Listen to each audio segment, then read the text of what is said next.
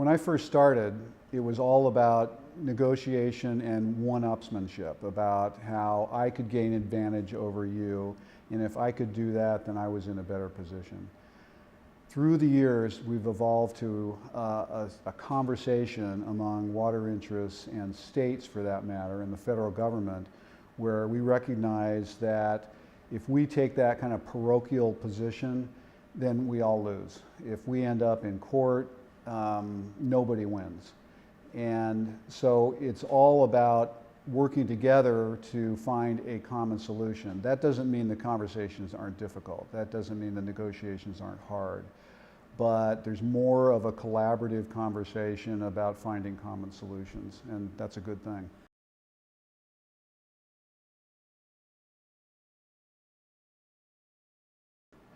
And so we're tied on that river from Colorado to Mexico. If the upper basin states, Colorado, New Mexico, Utah, and Wyoming, don't meet our collective obligation to the lower basin, California, Arizona, and Nevada, under the Colorado River Compact, then Denver potentially loses half of our water supply. So we have a vested big interest in what happens on the river as a whole, as well as, of course, locally, because we take our water from really good mountain streams, but there's not a lot of water in those streams, and so we're very concerned about the health of those streams.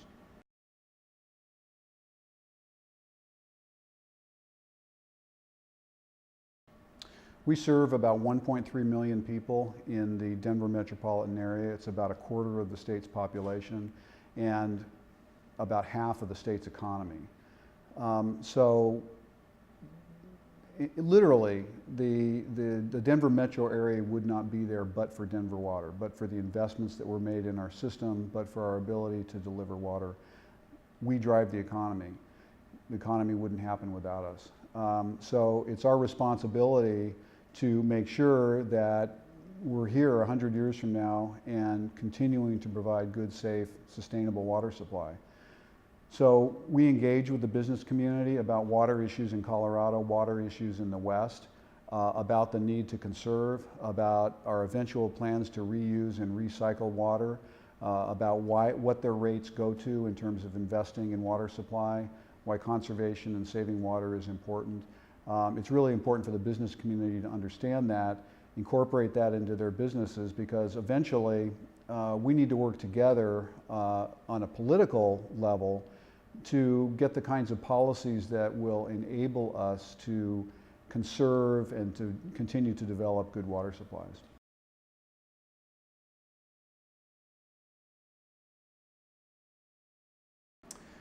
We work directly with our customers every single day. We have vehicles and employees that are driving all over the Denver metropolitan area looking for example, sprinkler systems that are on during the day. And if we see a sprinkler system that's on, our employees will stop, talk to that customer in a very friendly way to educate them that watering in the middle of the day is not necessarily a good thing.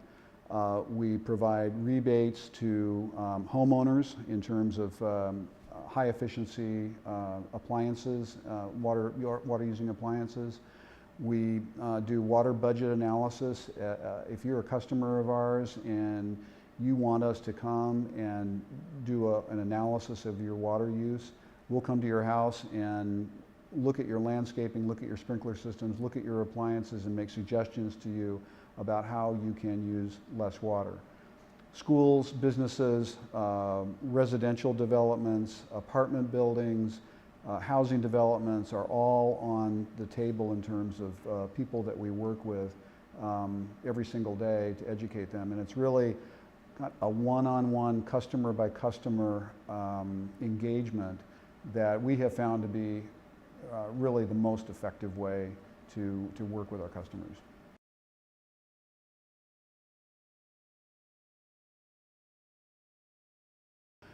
Businesses won't locate in an area if they're concerned about the sustainability and security of water supplies. It's as simple as that.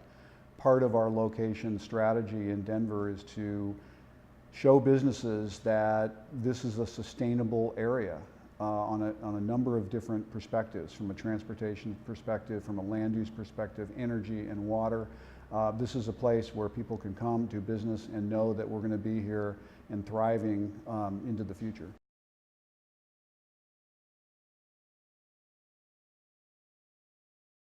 We're in the midst of essentially the worst 14-year drought period in the last 1,200 years on the Colorado River.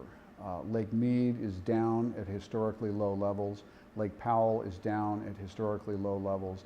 And those two reservoirs are canaries in the coal mine, if you will, about the state of the river. When those reservoirs are really low, that means we've been in an extended drought.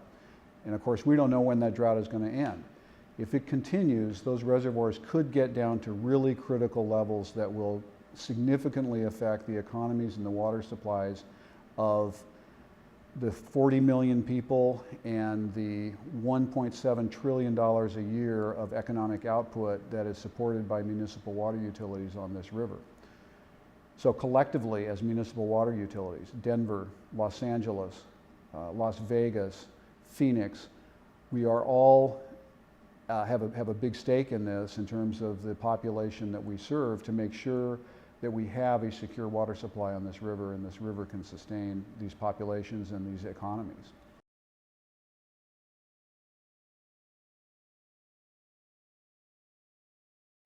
Demand is actually pretty flat, and in fact in Denver, for example, we've cut our water use over the last 10 years by 10%, or excuse me, by 20%, despite a 10% increase in population growth. So we are using water more wisely, and our demands within our utilities are actually going.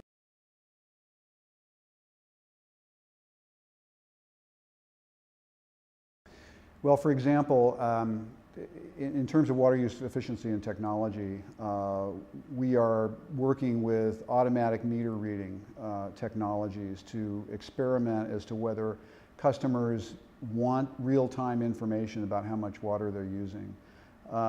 We work with industry in terms of reuse and recycling techniques. We work with green buildings.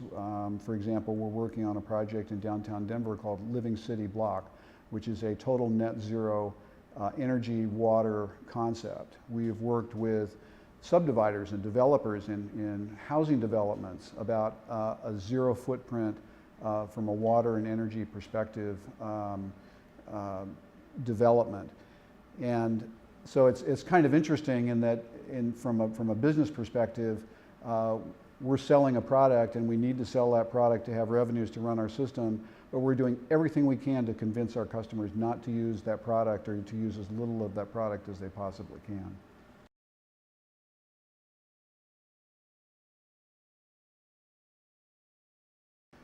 Well, a net zero concept in terms of a whole development, it's kind of an experiment with the developer. First of all, from a marketing standpoint, is this a development where people would actually in the market want to live and be attracted to live in terms of a net zero footprint? So it's a developer taking a risk, and we are working actively with him. They're also working with, from the energy sector, transportation sector, to bring all of the resources together so that water is totally reused, for example, within the development. Energy is used only during non-peak demands, and can be stored and used when there's peak demands. So you're basically off the grid. Solar, just everything that can be done to make an environment essentially self-sustaining.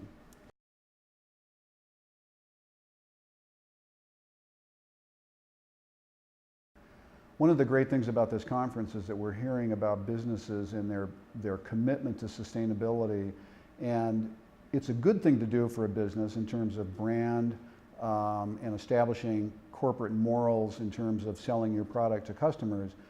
But one of the interesting things is that it's a bottom line business decision as well. It's frankly good business to undertake sustainable practices in how you build your buildings, how you operate your buildings, how you operate your business. It just makes sense because you're reducing your costs.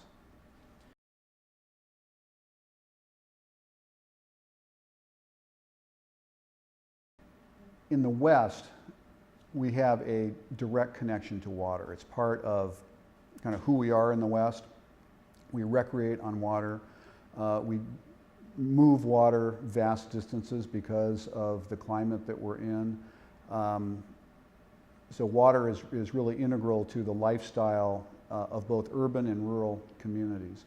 And businesses understand that in the West. And I think that that ethic of the value of water, the necessity of working and using water wisely is an ethic that, frankly, we're going to have to spread worldwide. There are a lot of communities that in the world, obviously, who are significantly water short. We're pretty lucky in the West that we have the infrastructure that we have.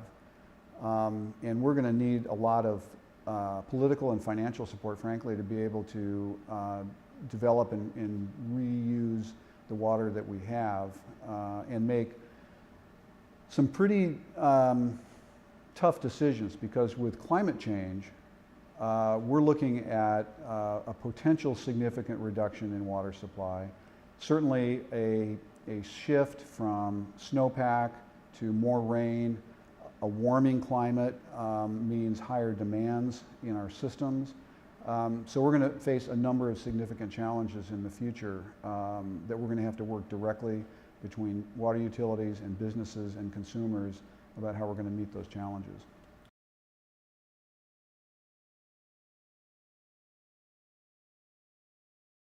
From a water utility perspective, sustainability is our business. It's what we do. We need to have sustainable water supply. We need to have healthy watersheds. We need to be in business 100 years from now.